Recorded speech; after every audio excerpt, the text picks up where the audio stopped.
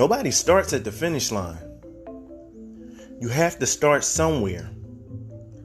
In order for you to get to where you're going, to meet that destination, you can't think that you're going to get there instantly.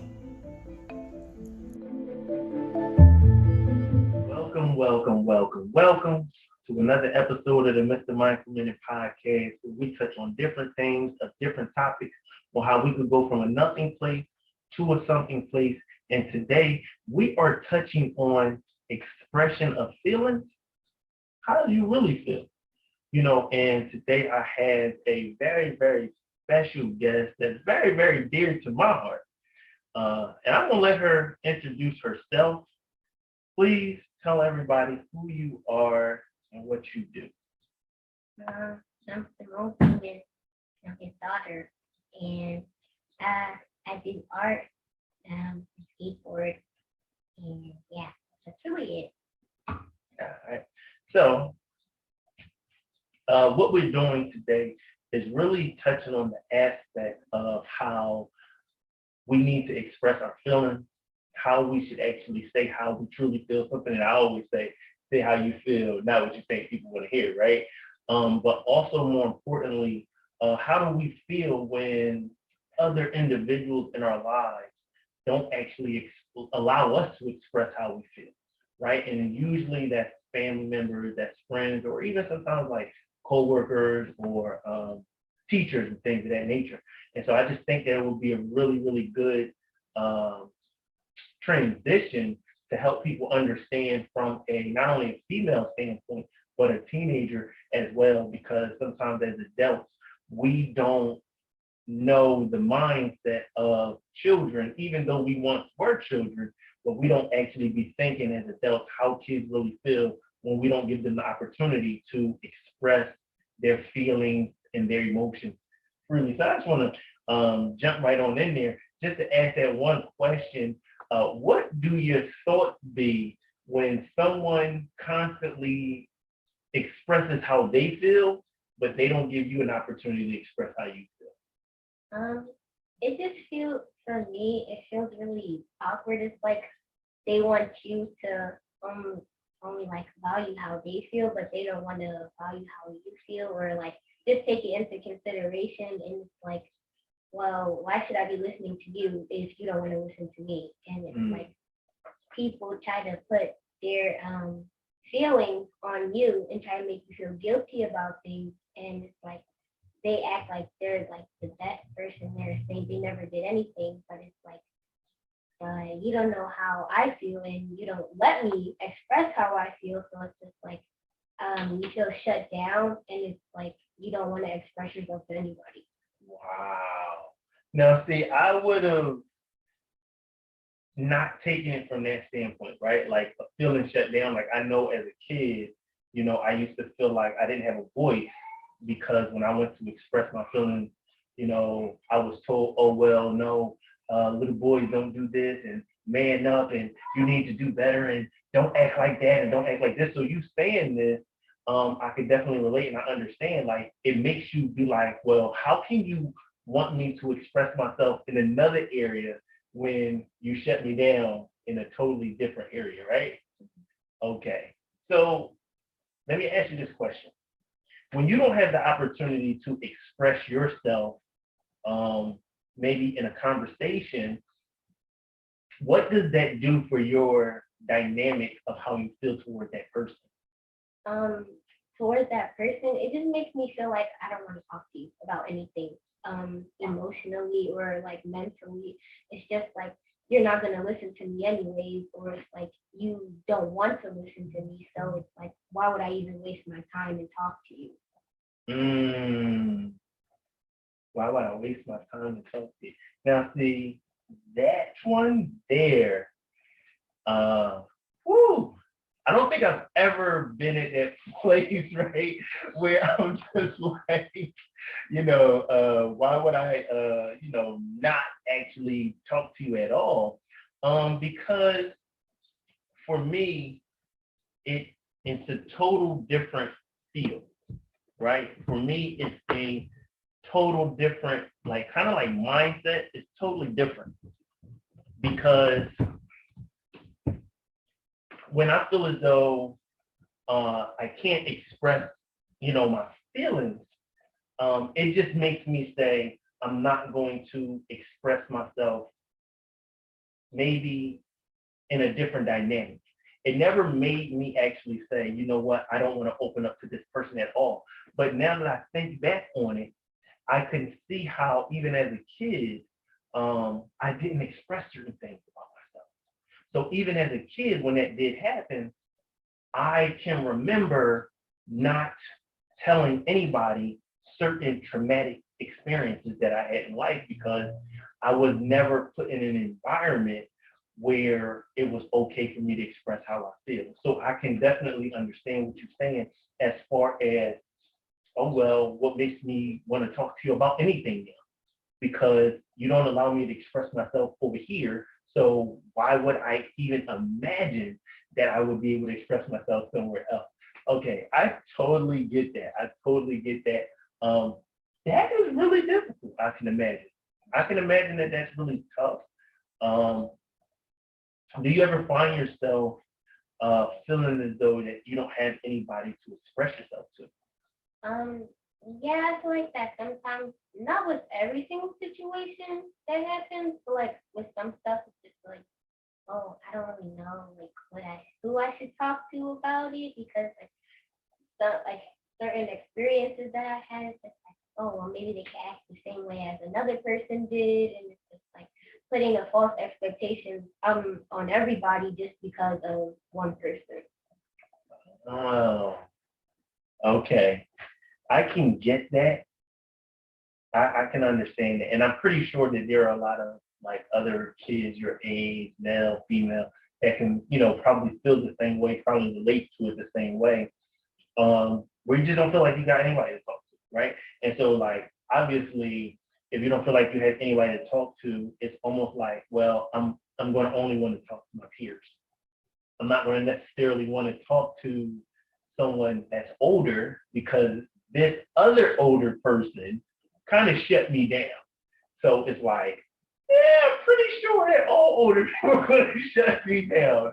Is that what you kind of said? Yeah, and it's like when you have like a group of friends, y'all are really close, you have to talk to about anything. It's just like, well, they're gonna be on your side. So it's just like they don't know if it's an older person that you're dealing with, it's like they don't know what's going on. They only know your side. So it's like, oh yeah, we're gonna be here for you, stuff like that, because of that.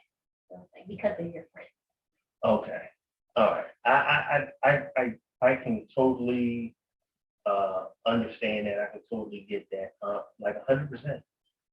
And I could see how that shifts even in like with school, where it's like, say you have a situation with school or a teacher, and the teacher doesn't give you an opportunity to say like your side. It's just like, oh, well, you did this and you did that, or I caught you doing, like I can remember being in school and another student might have slid me a piece of paper or said something funny to me, but he didn't laugh, I laughed, and then they're like, oh no, you're in trouble. And I'm just like, but I didn't do anything, right? And they're just like, yeah, but you did.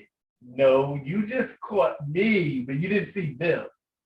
And so it's just like, you do feel as though that you don't have a voice, because it's like, well, you're not even giving me an opportunity to say my side. It's like, it's automatically a shutdown, and you're not even trying to hear nothing that I have to say. So like, have you ever been in a situation like that? Yeah, it's like, it's just hard because like sometimes like if you don't really have a whole lot of friends that are around like your age group or whatever that's not family, it like does really feel hard because like, well, who I'm supposed to go to now? And it's like for me being an introvert and it's hard to make friends with people, it's just like, well, I'm just with my own thoughts and I'm constantly thinking about everything, and it's just like it's bad for you mentally, and it's just like, oh, you have a mental breakdown at any point, and it's just like really hard just because you don't have anybody to talk to and you feel like you don't have a voice. I can see how difficult that can be. Because if you're always in your own head, you're always in your own thoughts, then it gets to a level of nobody's listening. And that can be very difficult because if nobody else is listening and you have plenty of questions, then only thing that you can do is ask the question and answer the question. And it's like, well, the answer that you come up with can be the furthest thing from the truth, but you don't know because you didn't feel comfortable enough to be even approaching them to have a conversation about how you feel, because it's not your responsibility to make the dynamic of the conversation comfortable. It's the other person's responsibility. So if they didn't make you feel comfortable to express yourself, then why would you? Because like with any friendship, the friendship grew because one of you said, okay, let me express this to make you feel more comfortable about me. Not, oh, hey, I'm going to this, and like, I want you, so it's like, I can kind of get that. I can understand that the same way, because a lot of times you can hear a lot, even in silence. And a lot of people don't feel as though that they understand that, but when you're in your own thoughts, as you said, and that silence, but it can be very loud in your silence because you have to ask a question and you have to respond and you have to come up with 1,001 scenarios and then try to cancel them out. Like, okay, which one just seems like this is probably it? And then which one of these kind of seem like, this is a little far-fetched, but I think I'm reaching, but I don't know. Okay. All right. Now, is there something that you would like to say to somebody who feel as though that they can't express themselves? Like, what have you actually done to help you express your feelings?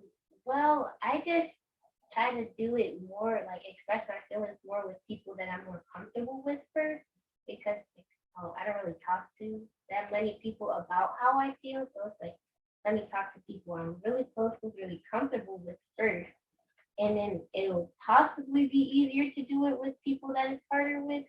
But it's just like, maybe just try to ease into it, and maybe like, well, for a teenager, it's like, well, just try to be respectful, because it's like a lot of adults take like expressing yourself as disrespect, which it's not, and just like just say it. Try to say it respectfully, and it just depends on how they take it, honestly. But yeah, just try to do that. So, all right, so you said a lot of adults take take it disrespectfully when you're expressing your feelings. How does that actually make you feel when you're like, I'm just expressing my feelings, and then they take it as like a sign of disrespect? How does that make you feel? It makes me feel bad, and it's like, well, like maybe I am being disrespectful, and then you start to second guess yourself and things like that, and it's just like, oh, well, maybe I should just not say anything at all, because like, well, I don't want to be disrespectful and then get consequences, stuff like that. Okay. I mean, I can see that, and especially because I come from an era where it was like, kids, you don't have a voice. Like, sit back and, say nothing, be there, but don't be there. And I know that it's totally different for you now, because me growing up in that era, I knew how I felt. And so I'm like, oh no, I don't want you to feel that way. And it's like, I could see how even with my own mother, she'd be like, oh, well, she said this. I'm like, she's just expressing how she feels. So she didn't say anything wrong, and she's just like, oh, well, she's just like you. I'm like, well, I didn't do anything wrong. So, okay, I guess, but I do know that it could come off as a sign of like disrespect, because it's like, it's not always what you say, as they say, it's also how you say it. And when you have people that are not used to children expressing themselves freely and openly, then they do take it as a sign of disrespect, when in reality, people don't understand that, no, children are people. Teenagers are people.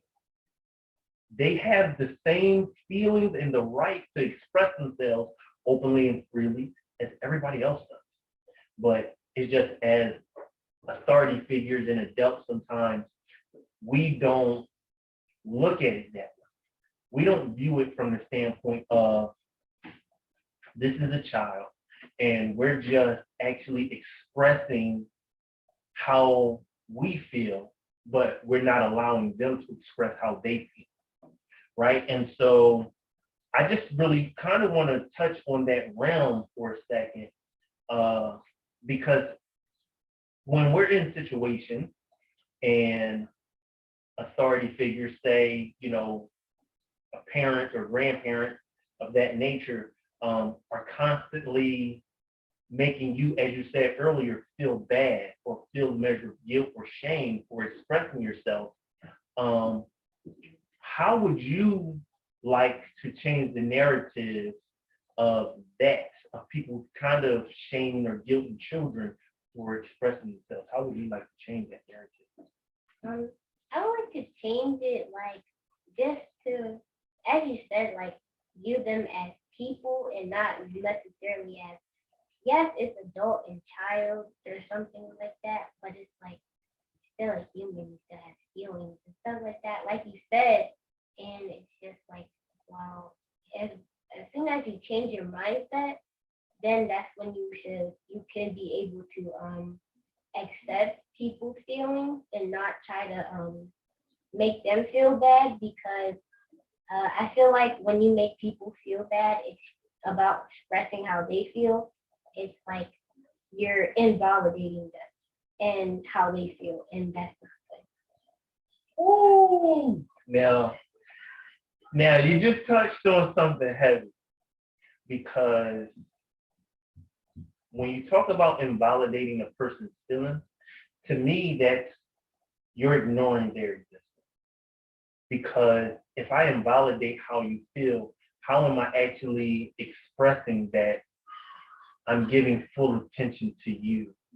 Because how you feel is you, you know. And so if I invalidate your feelings, then I'm minimizing your feelings. Like I'm not even putting you in a situation of making you feel as though that you're important, because if I invalidate your feelings, then it's like, oh no, they don't really feel like that. That didn't really happen. And this, that, and the third. And so that puts you at a place of, well, if they don't validate me, then maybe I don't feel like that. Maybe I'm not that important. Maybe my feelings aren't that important. And then we grow into adults where we're looking for validation from the world, when it's hard for us to even accept when someone does validate our feelings, because we've been so conditioned to shrinking our feelings for so long. And so it's really hard and it's really difficult. So what do you think is a step that somebody could take, you know, as a teenager, as even as an adult, to express their feelings, even though someone else may have invalidated their feelings? I feel like maybe you can, I don't know. I mean, and I know you touched on it earlier when you said, like, expressing yourself to, you know, people that you're comfortable with. I know that, I think that is a really, really good, you know, tool for somebody to implement. But is there anything that you have done to help you express your feelings, even though somebody else may have invalidated your feelings? Well, I just was expressing myself more to people that I was close to. That's where I got it from. Okay, all right, I get it. So basically just doing that and then continue to build on it. Okay, that makes sense. Now, have you found that other of your peers have expressed the same issues? Yeah. Okay. Now, when you find that other people feel the same way or they've been in the same type of scenarios, how does that like make you feel? It kind of makes me feel bad because it's like, yeah, I know I go through it, but it's like I don't want you to feel how I feel, and it's just like can't keep happening because it's just like you're just gonna like can keep conditioning people to not feel validated by anyone, and then it's just like really bad. Like as you get into an adult, because like it's harder to change habits when you're an adult. And so, So for yourself, is that something that you like, you know what? As I continue to age and I continue to grow, I'm going to make sure I don't make younger people younger than me, feel as though that they don't have a voice or they can't be expressed. Like are you literally trying to change the dynamic and the narrative of that by how you change your interactions with people that are younger than you? well, yeah, I kind of listen to everybody. Like even if like you understand people might not feel like talking and stuff like that, but it's like they at least want to listen to them so that they feel heard, things like that. So yeah, I feel like if like people can be able to talk to me, I want to be able to do that. Okay. Okay. Now let me ask you this question. And it's kind of like side topic type thing. You talked about being an artist. Now what type of art do you kind of create? Well, I mostly do anime stuff, but I do a little bit of realism too. Okay. So when you say anime realism, what does that actually like? What does that mean? What does that look Well, you watch Dragon Ball Z, like? Yeah, so, yeah. kind of like that, like just cartoony and stuff like that. And then realism is just like realism is just like how something would actually look. Like I would draw, like if I was to draw you in realism, it would be like how you look, like exactly. But like when I do it, it's more, it's not more like it's not in depth as much, more like flat, like 2D. Okay. Yeah. Okay. All right. Yeah, I was just curious about like, how that looks. As far as like, you like realism, anime, and the only thing I can think of is like creating cartoon characters that looks like humans, but as you just said, they're not 3-dimensional. They're still flat, right? Okay. All right, that makes sense. I love it. I love it. Now, just to touch back on the, feelings. Now, let me ask you this question: Is there a connection of you in your art to your feelings? Of course, of course. And in what way?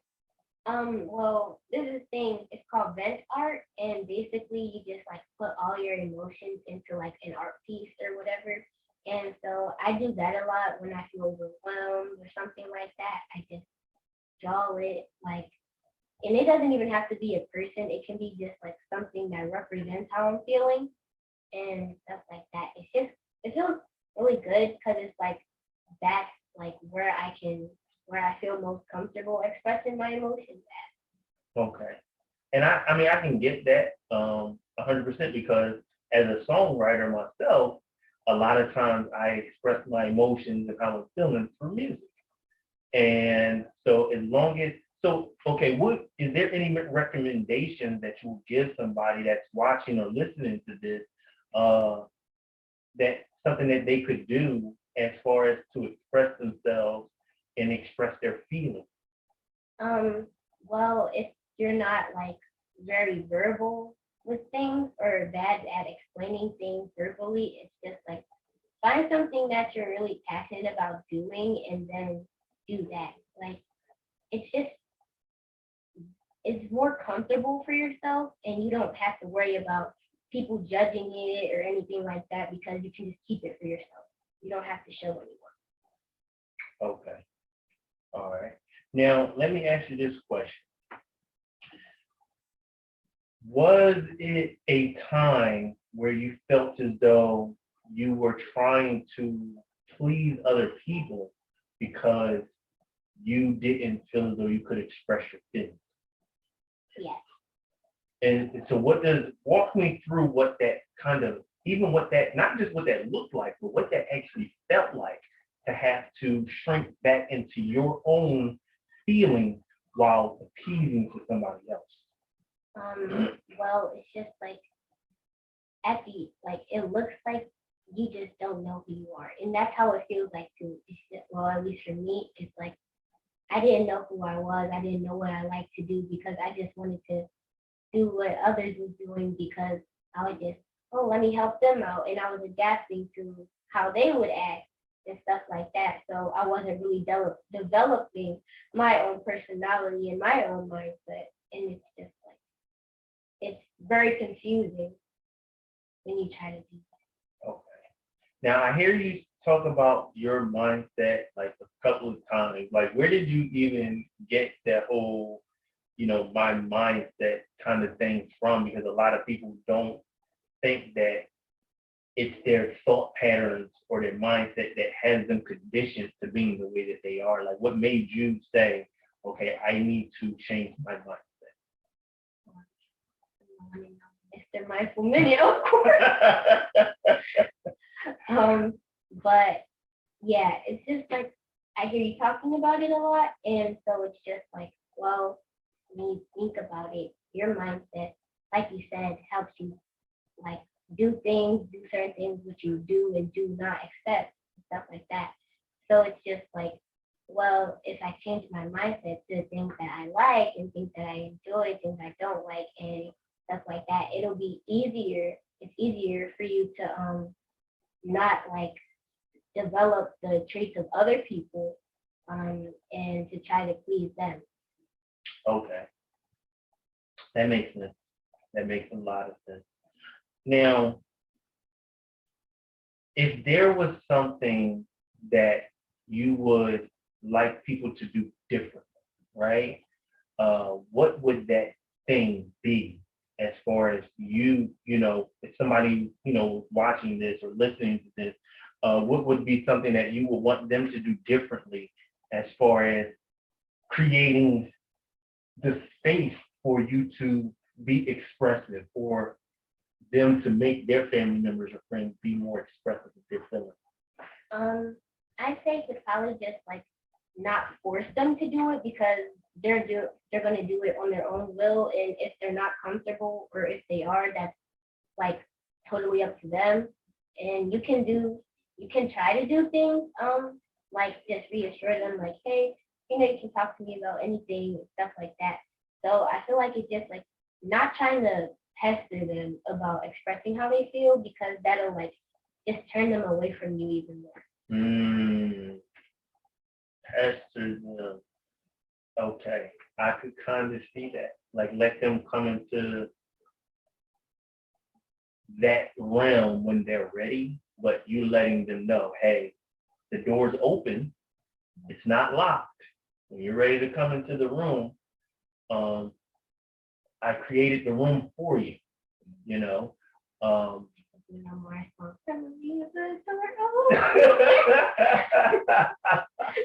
Totally different thing, right? Totally different thing. But I understand what you're saying, right? I definitely get it 100%, right? Now, let me ask you this question.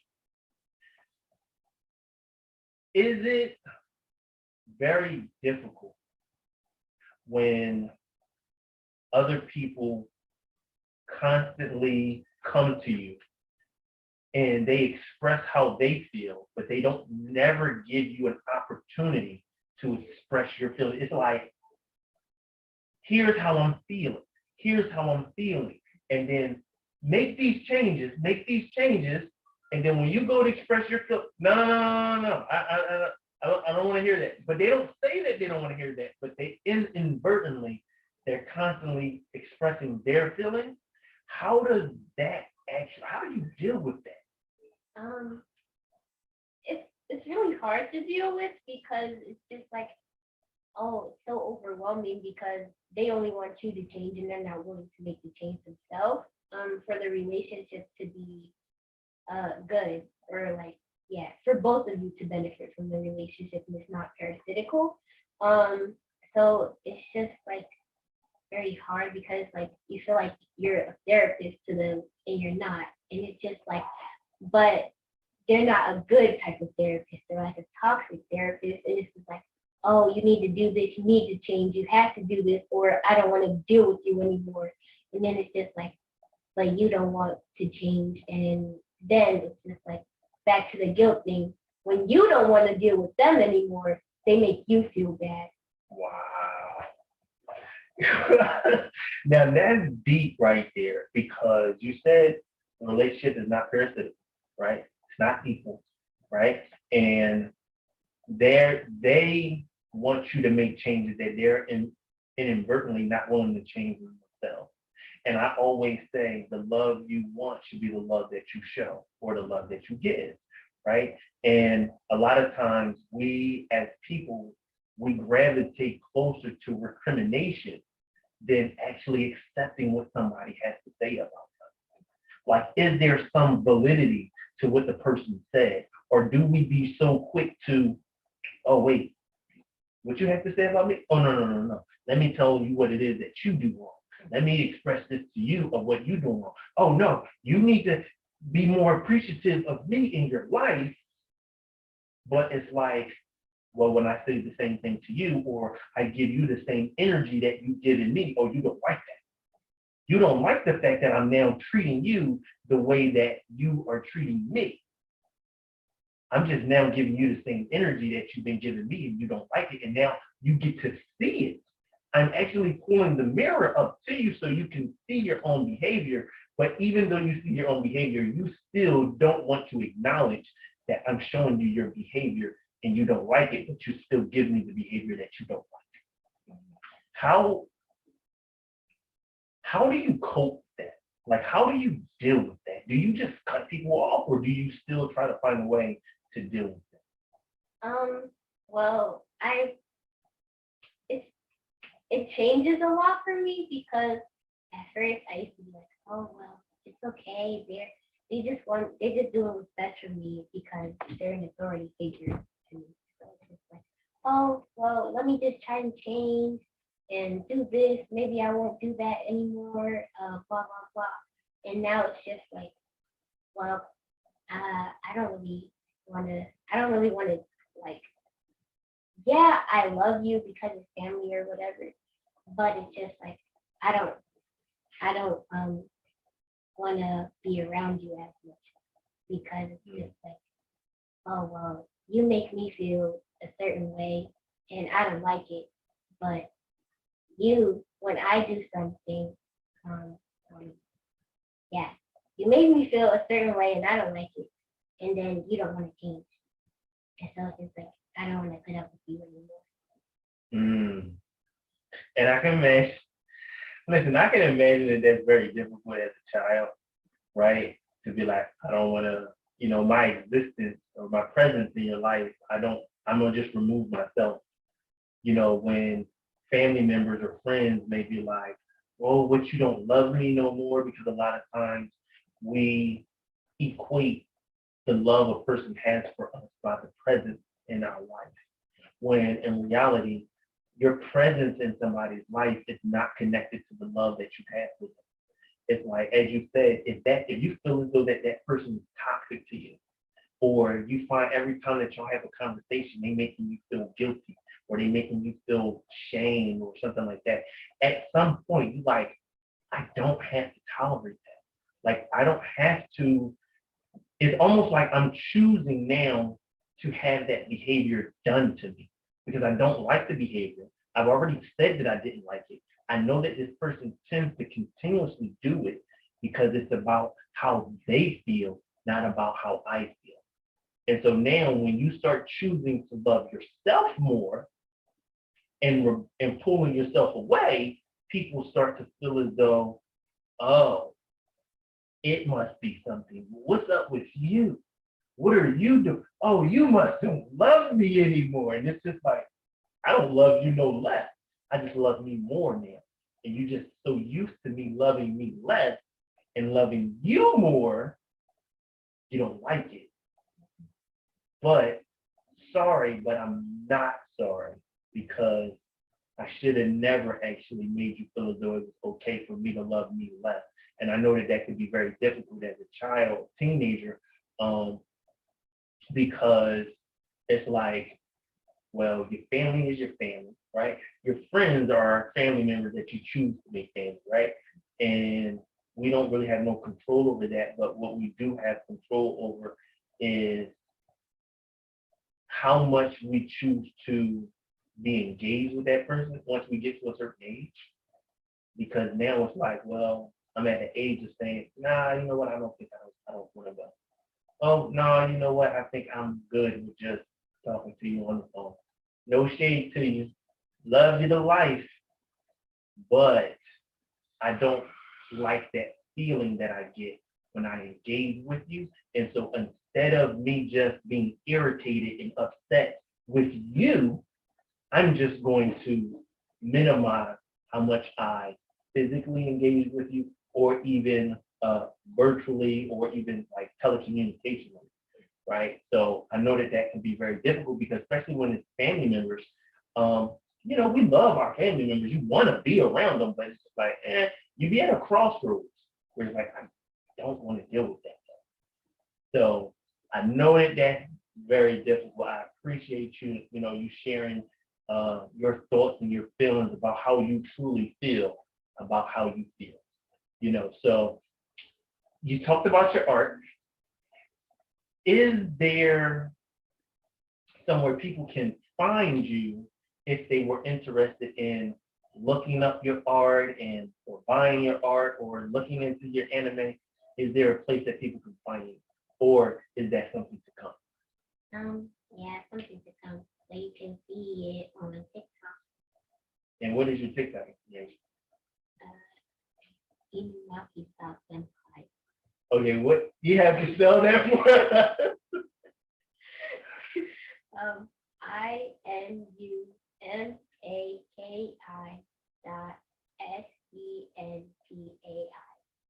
Okay, and that's on TikTok, right? All right, cool. Thank you. I appreciate it.